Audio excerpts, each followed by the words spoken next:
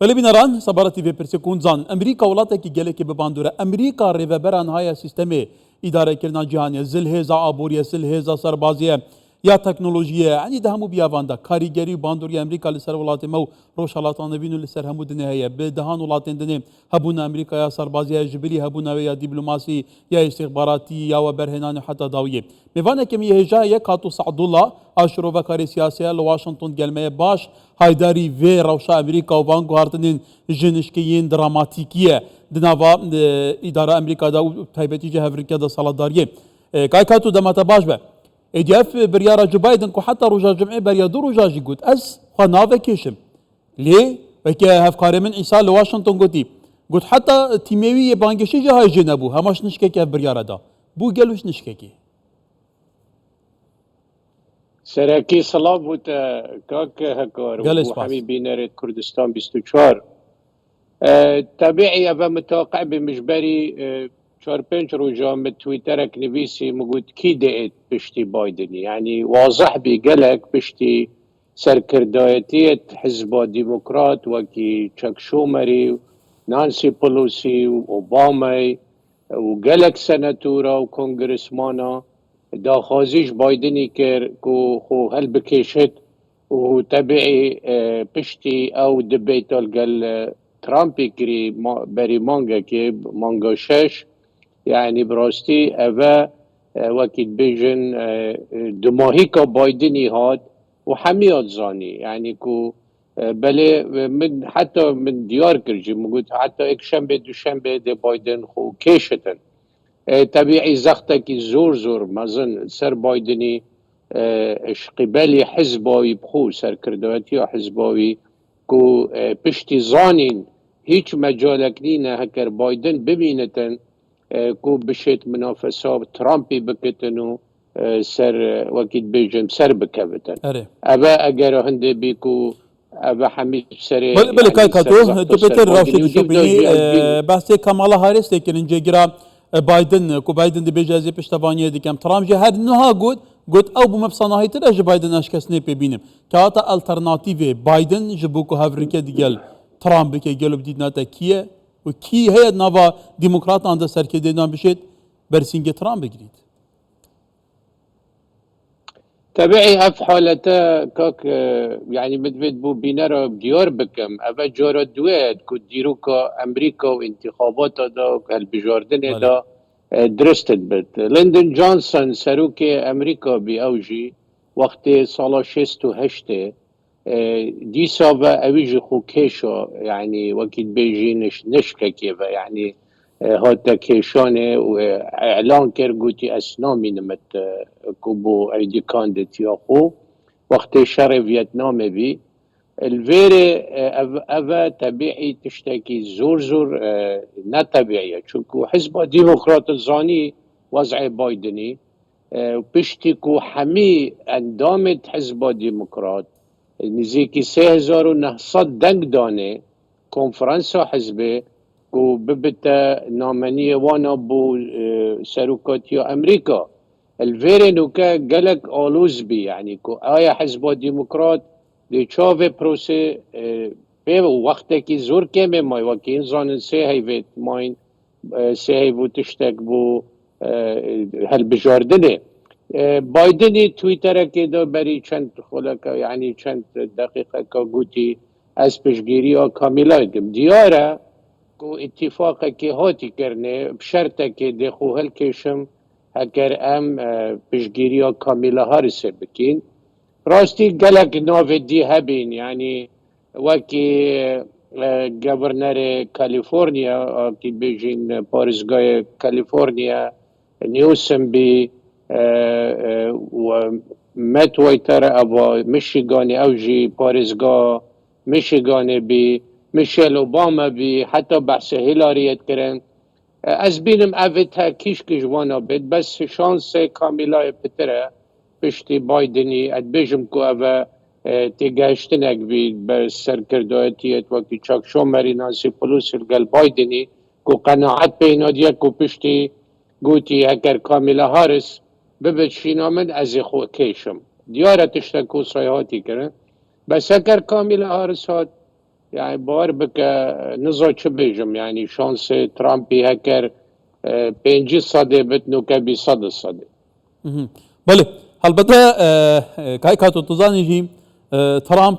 بگمان گلک دیجی بایدن اب تایبتی جی دمی کو سروکاتی ل 2020 گل دوران دی چوا به طوری کوچ کاس بهلا اقتحام کلنا کنگریس حتى داوی تویتا دک تویتن سیر و سمره دک لسر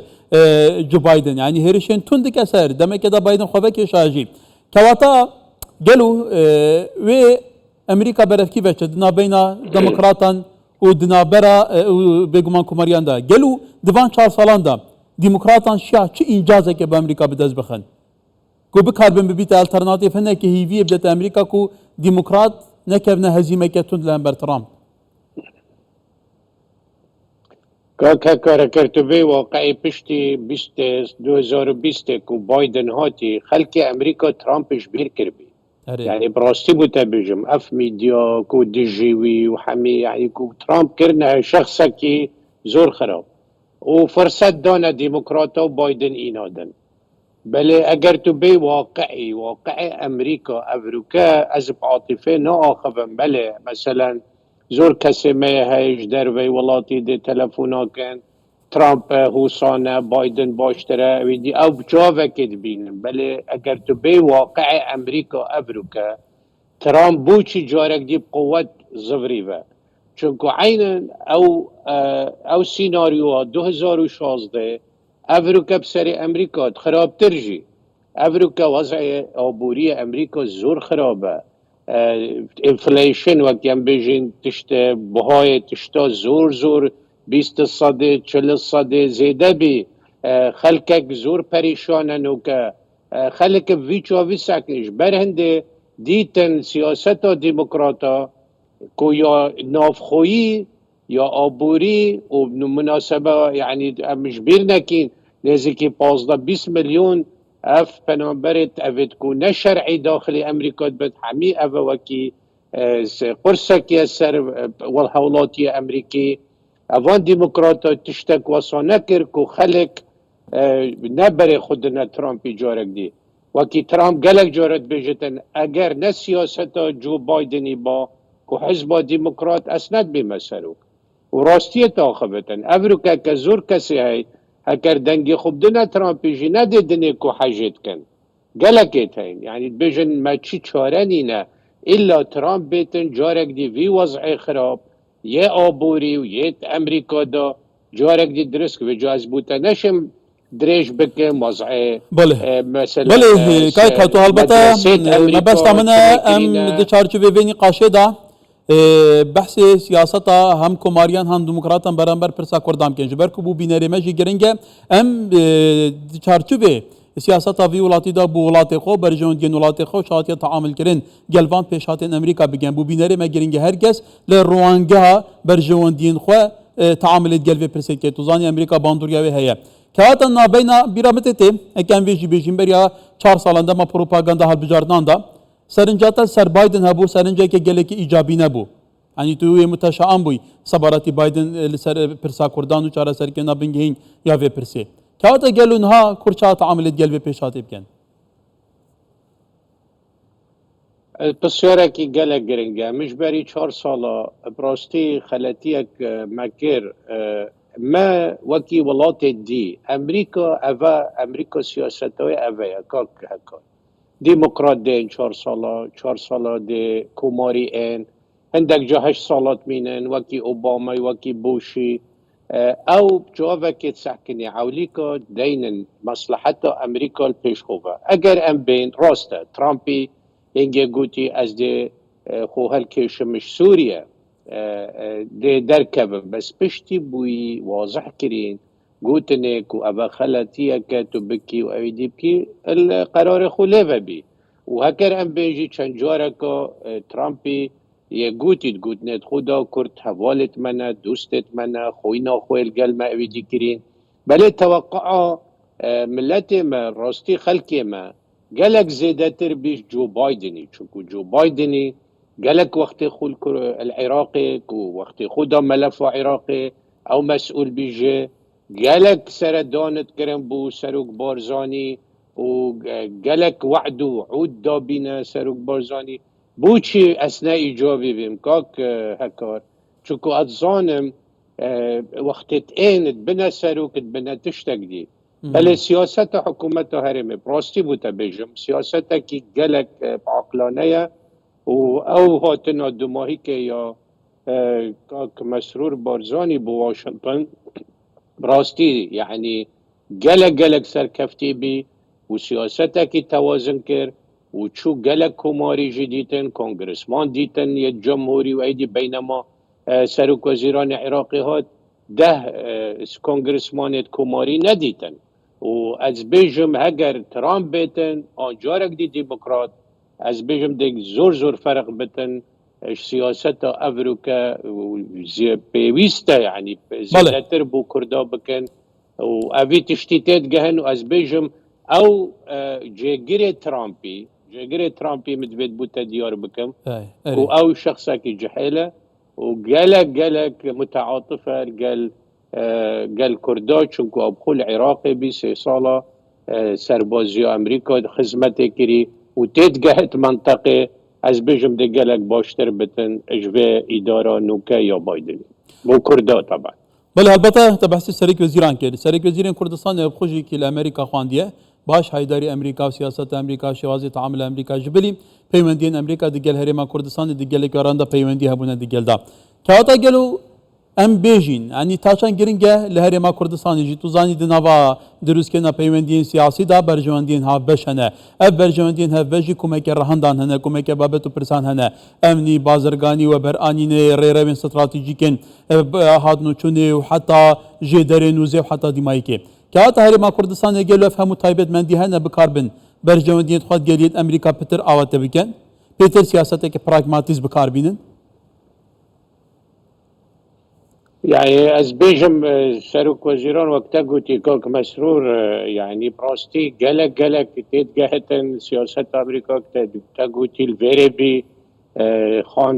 خاندنا خل فيري تواوكر جامعة امريكي الواشنطن وسركفتي بي وزيراكجي از بيجم افريكا بيويستا كو ام سياسة خو از براستي خفن بوتا و بينرا يعني خلتيا هاتي كرني سال 2016 وفدكي كردا هنگي وقت خدا قبات طالباني بي چون پشگیریا هیلاری کلینتون کرن باشه تو بو چی ده خو کتناف وان شولا دوده چی پشگیریا هیلاری کلینتون اوه هل بجاردنا ناف خو امریکانا انتظار بکه کی ده بتا سرکفتی بس پشتینگه از بیجم وقتی کاک نیچروان بارزانی جی چاپ بکفتن الگل ترامپی کری گلک کیفا خو پی اینات ومحاوله کرد و گلک تعاون و هارکاری نو بین امریکا و هرما کردستان بیتا کرن بله نهاته هل بجاردن بو 4 سال دی و راستی جی نه بایدن بخوبی حکمت کرد امریکا او شخص دورو برد بایدنی هندك هبين قلق نحزبين سر كردا وجبر هندي منديد كو او اخفتن وعد وعودت بايدن كريم بو كردا جاي نادين شكو او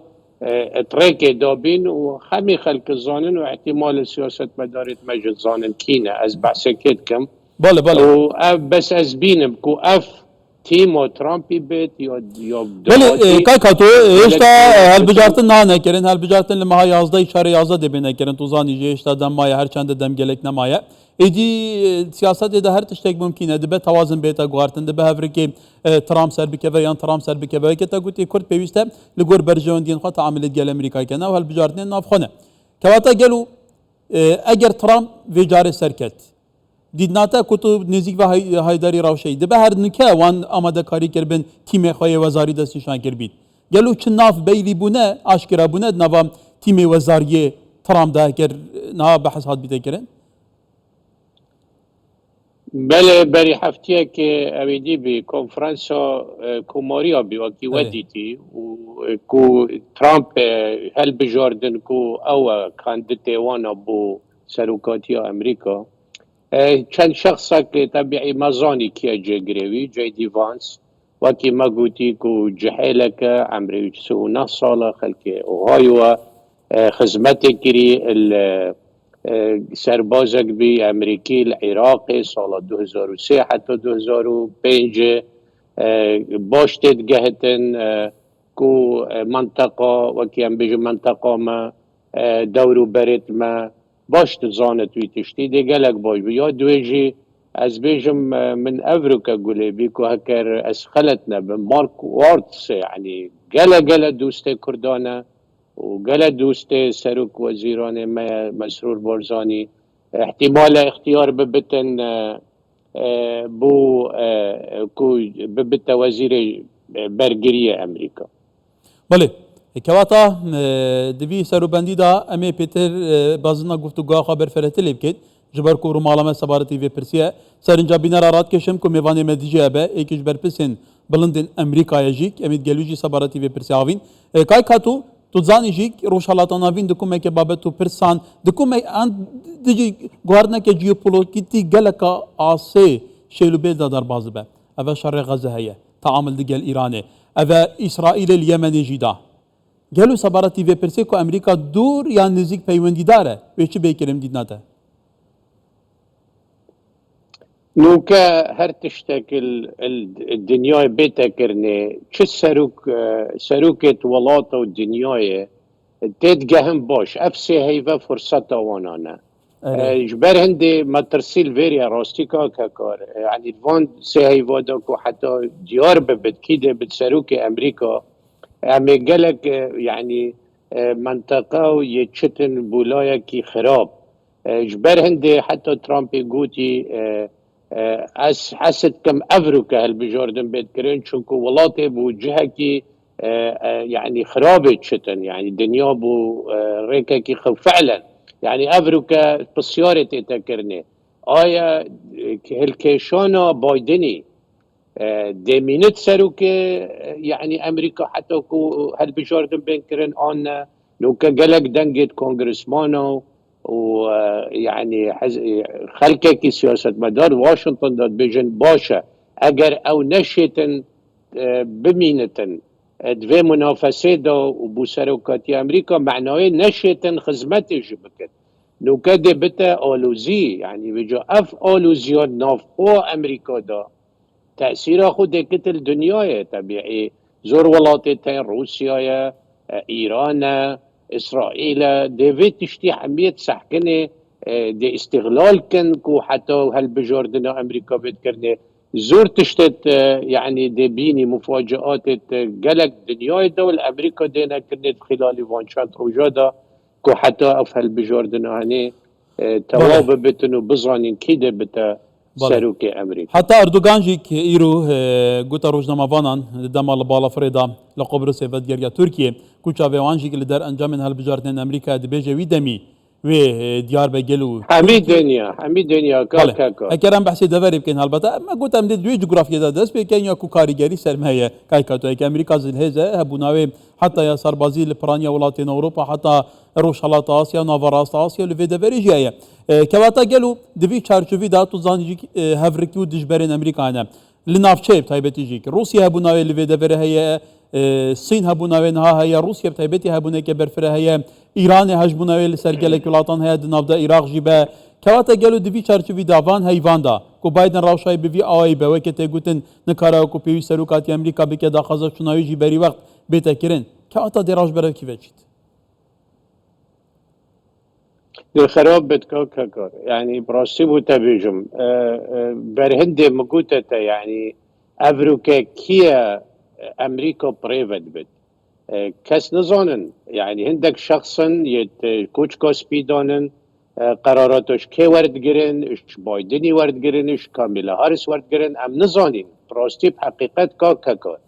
اش برهندي يعني افريكا از بيجمت كو او منطقة ما روجهالات وقت قوتي ايران بالتأكيد دي حسابات تخوكتن ترامب يقول اجاز بيم از بيتن حلك بخم مسألة ايراني و اف يعني اف نخوش ايران وقت دهي بير بلينكن يقول ايران 2 هفتي و 3 هفتي نزيكي نووية باشه اف زور خطره یا دوی اف کسیت ما يعني بحث عراقي كين آیا سیاست امریکا دمینت وكي افريكا العراقي حتما نامينت نوسا أري. حتما وافريكا ملقل برادرك آخفت كو اوجي ايكش كو ببتا كو تيم ترامبي ببتا تشتك كابيناوي دا قوتا من يعني واضحي قوتا قوتي حتما دي سياسة ملقى العراقي ايتا قوريني چه شواك ديتا قوريني طبيعي قبلنا كتن اف فصائل هني اف التحشد الشعبي واف هيرشت تكنسر مصالح امريكا هذا خو يعني نابين وكيل كحكومة بايدن هر تشتكت كان وكي بديت اليمن هذا سريحشت هيفانا كو يمن حوثي يديننا امريكا يديننا بريطانيا ومصالحتون وشنكرم بل تديد دهي اسرائيل چوب سري حوثي اينان اوه همی دیتا گورینه براستی بوده بجم که کار اوه تد زانن ایران زانت روسیا زانتن پوتین زانتن زلنسکی زانتن اسرائیل زانتن همی کس زانت که هکر ترامپات اوه همی دیتا گورینه جو اف ولاتت هنه همی دورو برد ولی کای کاتولیو دک همی آراسته تا تنکر گوارتنگل و ترکیه اکرم بتو بحث ایران بکن بونمونه که دجبرك امريكا تقليديه الدبري وهجبناوي هي حتى دجالك اراستين دجالك بيجين استراتيجيك دا بيجمان هفريكا امريكا تكت والامريكا جداد بون من العراق تزاني امريكا شان قرباني دا العراق لنا هاتي قلتن ايران بالا دست لفي ولاتي امريكا ويك ميفانك رزا قرصه شانسا سربازكين ماي هرود بجني در كبان توبالدن كواتا قالوا حتى بو ايران يجي سروكي كي نوهات كي هالبجارتن تيقولتن افا سروكي كي معتدله ريفورم خازه دبا افا بخوجي سدمك بهيدي هيدي ريكفتنا اتومي ديقال ايران ديقال امريكا زندي بكن افا يعني هناك تنديا روشي خافتر بكن افا تو بي پیش هاته چاد بيني باور كار برأي من نوكا ام ايران بتر حسد كر افروكا ترامبا نبايدن با وازي بيجم تبوش هكا تبي حقيقته چونكو بايدني هنده ساله و 3 سال و نيوه نشيا امضا بكتن الجال ايراني و ايران باوري بايدني نينه بحزب ديمقراط قلت زمان بدا من نشيا زمان بدتا ايراني ويا دويجي يعني راسته هندك ولاتت هين بانا خوشه افريكا بايدن چونكو زانن بايدن ضعيفه بايدن نشتن اويدي بكت بل ترامب شرا ناكتن ترامب دي زانتن در دويل كيفا دلويري گرتن دي آبوري شريكتن قال صينيل قال روسيا بخو بوتين يقول قلت هكا ترامبت از الشري سكنينم زلنسكي هر وصل قال زلنسكي آخف بري دو سي روجا تلفوناوي كر قلت از روجا عولي بمس پارا نادم تبتو شري بسكنيني دي وان مشكلة حمية حلقت ترامب دويتن خلق بجو ابو كردا قلت ترامب بخو قلت ما قلت مادام ده 40 صد بترولا سوريا دنمن از حمايتها سوريا كم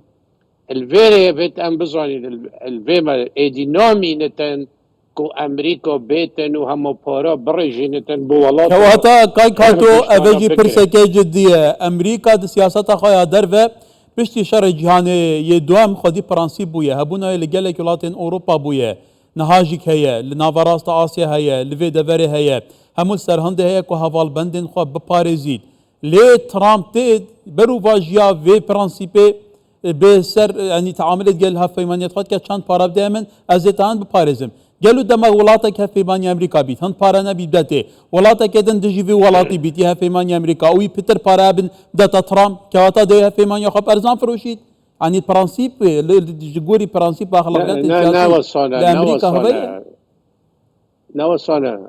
نوصانا كاكار ايك مثلا امريكا چند سالا پیشگیری اوروبا گرد چند سالا چند ولاد پارستن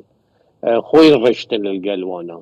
يعني افريكا دولتك ولاتك وكي المانيا وكي بريطانيا وكي فرنسا لا دولتك فقيرا اگر افريكا تبي تعامل القلمه بكي وقت ترامب يقولي قالك دوستو هفول ميتين فتر ضرر امريكا تكنش نيارت ما تو تعامل بك مثلا ديتن المانيا دي تشتي خفروشت امريكا ضريبه السرنينه بل هكر تشتك امريكي بتشت المانيا دي صد ضريبه دين تسر ترامب شد بيجت است دي قالت تعاملي كم بل تجي فيت القلمن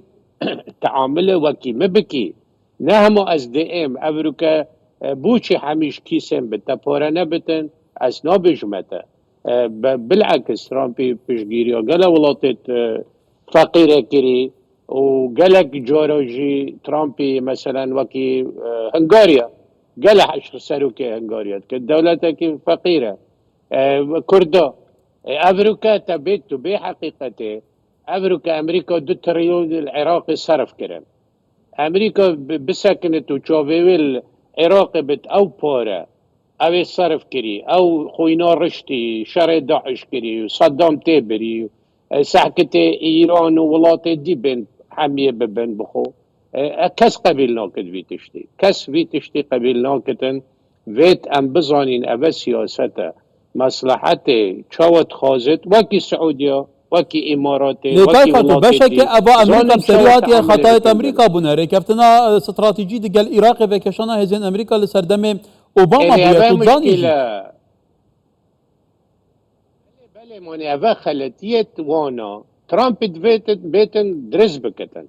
وتابعي الظالم قالك خلكك يا بسيرم ترامب خرابه ده هو المكدين زو شكت نوصانا شكو ترامب ندي شخصك بتن قرار خودتن قالك مؤسسات امريكا ولاتك مؤسسات زورت جورا دي قرارك دي او چند بله روشگیری توی دیچن بجنیه و حوصانه گویا خود بل توانا کای کاتو مشکلات ترامپ نایتون دیگل ما اوه همان بو سیاست تاریخ ما بکن نزانی میجا کردان نزانی کرد زیدتر وکو جنگاور شارکر نوکر پیدا باشد سدکر گوتی نزانم شر زانتنو کیره کردان گل ما بجداری نکر کوهی دمی شر همون سر کردان بو کردان نقر کرد امین سر اصل نف دولتی بحثا امریکا بکن تو زانی جنها پشتی شر اوکراین بتایبتی جه حاول تدادان کو جهان بیتا فرجم سر کرن روسیه قبیل ناکد کو دیدی امریکا بيجو زلهێزا تاقانەیە جیهانێ بە دیگەل سینێ هەوڵên جددی هەنە و ئەvê بربەستانها ئەvê شێوازێنها ئیدارەکردنا سیستەمê پرێvebirina cihanê bişkênin. Halwîstê Amerîkayê bihêt wê digel Sînê û Rosyê çabî gel. والله كر ترامب چند جارك قوتي من زور بيونديت ما قال ساروك الصيني وقال بوتيني وقال قال ساروك ولاطه بيونديت من زور باشه چه تفاهم القلوانا بكتن حمي مصالح انكاك هكار او زانت انشاء مصلحته ديمقراط مثلا باشه 200 مليار دولار حتى نوك بس يدايا اوكرانيا آيا كا چل اوكرانيا اوكرانيا چيا چه بكتن نيوك اوكرانيا روسيا هاتا تيدا واف حمي اوروبا واف حمي سلاحي دنا زيلنسكي ودنا اوكرانيا باشا كان نتيجة چبي نتيجة چيا يعني هكر ترامب هاتو قطع كر اف امدادات تاني احتمال شريب ساكنين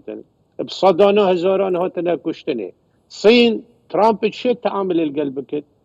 الصين اعتماده سر امريكانا صباي ترامب زريبه دين تسر الصين دي وكي ملحمه بتدستي ويدا او دي شت شوار سر بك سحكه نوف بين عرب واسرائيل ك او اتفاقية ابراهيم تشيكر ترامب تشيكر باشا امي اين حقيقته آيا بايدن حكمته وي تشكريا بو دنياي بو کەواتە خودت ها ناز دەبێت پرسیارش دەکەم پای کاتو ئێدیاز دەبێ بزانم کێم تا زۆر کاتۆ لایەنگیرێکیش ئاریە ئەمریکی وەکە هاوڵاتێکی کورتی ئەمریکی نەها لێ ئەمێ ئەوەیەکە هەفسەنگ بەحسێ بە پرسێ بکەین گەل و دو چار ساڵین سەر و کاتکە بایدن یا دیموکراتاندا ئەمریکا لەسەر ئاستی جیهانی دەبێژە گەلێک تشمەکردن بۆ ئەمریکاش دەبێژە گەلێک تشتێن باشمەکردنە کەواتە گەل و ئەف هەموو کێماسیێن هات لەسەر ئاستێن نێودەوڵەتی ناف ئەمریکا دەبێژی ینی فعلا دیموکرات و ساخەم سار بوونە باورك بتر يعني اس حست كم اس ناش في لاي ما لاي بالعكس اس وقت يعني وكجد بجم اس بس هو 6 صالة لامريكا من بين 6 ساروك ديتن هالبجاردنا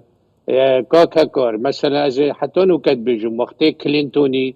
بيل كلينتوني خوشترين وقت بيت امريكا دا حمي تشتك ارزان بي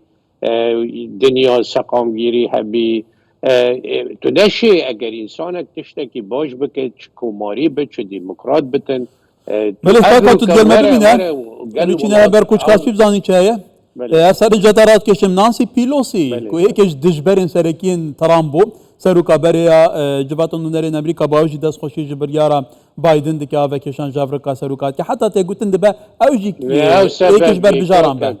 اره عیسی حسن افکار مل هم بر کوچ کاسبی دگرمه کواتا عیسی دنباش روشا قصر چاوی گلونا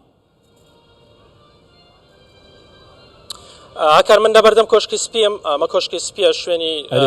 کارکردنی جۆ بایدنە ئەسەن جۆ بایدن ئێستا لێرە نییە بۆی ئەوەی نەخۆشە خۆی کەرەنتینە کردووە بۆی ئەوەی کە تووشی ڤایرۆسی کۆڕۆنا بووە لە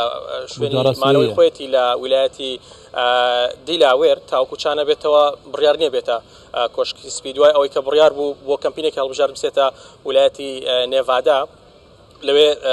ڕایگەیان کە تووشی کۆڕۆنا بووە بۆیان نەگەڕاتەوە کۆشکی سپی لەو کاتەوە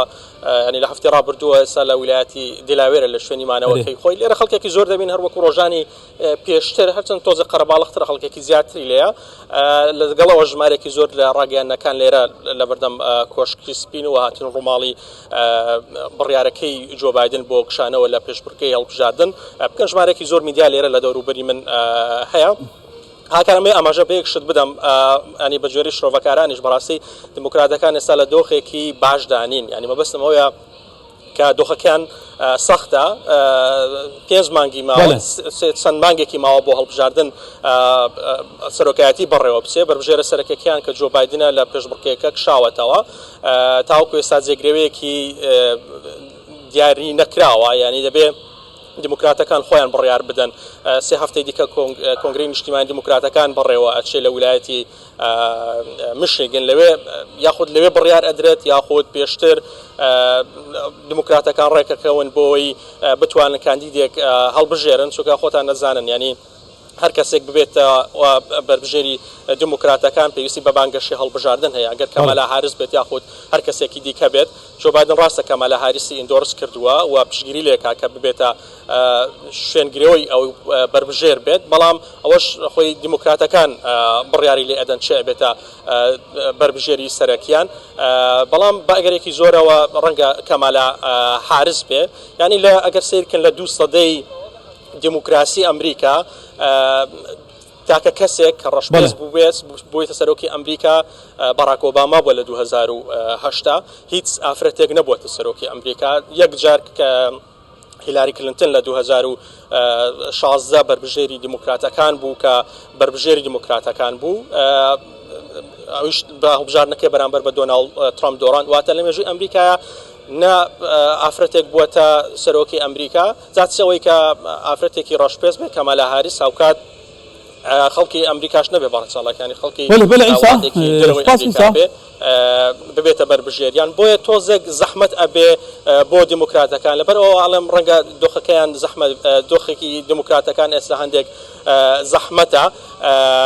بۆی شوێنگرەوەی دیاری بکەن بەڵێ سپاسی سەمیێوانەکەی مێدیجایە سپاس بۆ ئیسان سەر ساعتە دێنە جەمتەبە هەڵبژاردن بەڕێوە ببن بەڵێ بله سپاس بو برس کاتو سعدولا شروبکاری سیاسی لواشنطن کای کاتو روجت به دا جواتا روش امریکا گرمه امی پیتر نقاشا به بابت بکن گلی سپاس کو بوده مکه درجه تو گلمه بو سپاس بو شروبکردی تا البته یکی شوان کساتین